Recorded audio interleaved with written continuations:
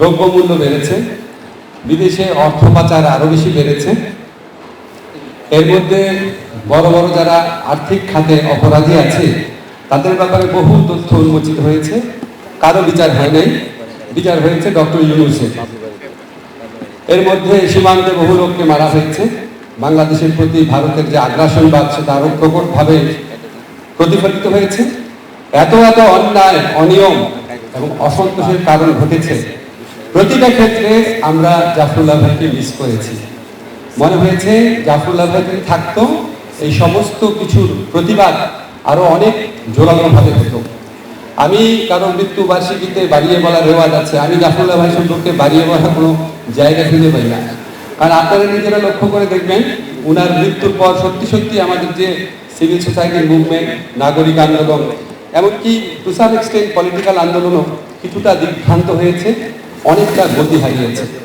উনি একজন ইররিপ্রেসিবল পার্সন, ওনার কোনো সাবস্টিটিউশন হয় না। এটা ফিল করি, দুঃখ লাগে, খারাপ লাগে। আবার মাঝে মাঝে মনে হয় যে আমাদের দেশে তরুণ প্রজন্মকে, আগামী প্রজন্মকে খুব গর্বের সাথে বিনা দ্বিধায় একটা লোকের কথা আমরা অন্তত বলতে পারি, এই জীবন জাফরুল্লাহ ভাই যাপন করে গেছেন। রেজওয়ানা একটু আগে বলেছেন জাফরুল্লাহ ভাই আজীবনের মুক্তিযোদ্ধা। আমি ওনার সম্পর্কে অনেক আগে থেকেই বলি, জাফরুল্লাহ ভাই হচ্ছে মুক্তিযুদ্ধের চেতনা। মুক্তিযুদ্ধের সঠিক চেতনা কি, এটা জাফরুল্লাহ ভাইকে দেখে বুঝতে হবে। উনি শুধু ৭১ মুক্তিযুদ্ধ করে থেমে যায় নাই, ওনার মুক্তিযুদ্ধ জীবনের শেষ দিন পর্যন্ত ছিল। এই জন্য গরিব মানুষের পক্ষে দাঁড়িয়েছেন, অধিকার হারা মানুষের পক্ষে দাঁড়িয়েছেন, সাহস নিয়ে দাঁড়িয়েছেন।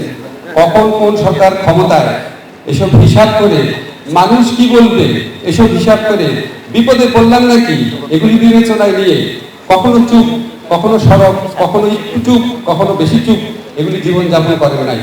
সকল সময় সকল ব্যাপারে সোচ্চার ছিলেন, সব সরকারের সমালোচনা করেছেন, সব সরকারের ভালো কাজের পাশে ছিলেন।